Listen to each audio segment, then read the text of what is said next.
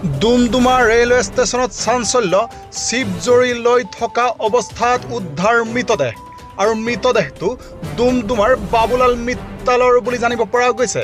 স্থানীয় ৰাইজে মৃতদেহটো চিপজৰি লৈ থকা অৱস্থাত প্ৰত্যক্ষ কৰি খবৰ দিয়ে ডুমডুমা আৰক্ষীক আৰু মৃতদেহটো লৈ ডুমডুমাত সৃষ্টি হৈছে তীব্ৰ চাঞ্চল্যৰ আৰু ঘটনাস্থলীত উপস্থিত হৈছেহি মৃত বাবুলাল মিত্তালৰ পৰিয়ালবৰ্গ। ডুমডুমাৰ পৰা এক বিশেষ খবৰ।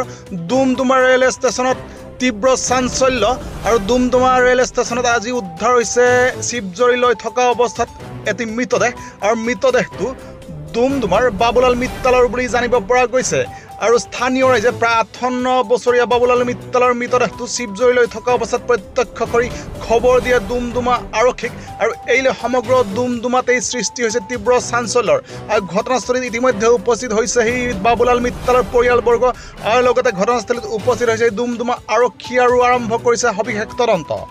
এইলৈ এক তীব্ৰ চাঞ্চল্যময় পৰিৱেশে বিৰাজ কৰিছে সমগ্ৰ ডুমডুমাতে আৰু কি পৰিস্থিতিত মৃত্যুবৰণ কৰিছে বাবুলাল মিত্তালে এই সম্পৰ্কে এতিয়ালৈকে জানিব পৰা হোৱা নাই।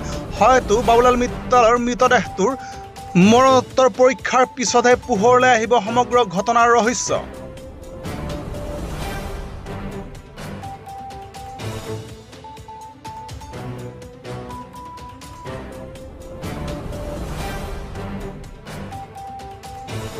ডুমডুমাৰ পৰা কৰণ তাঁতী ৰিপৰ্ট, নিউজ টাইম 3।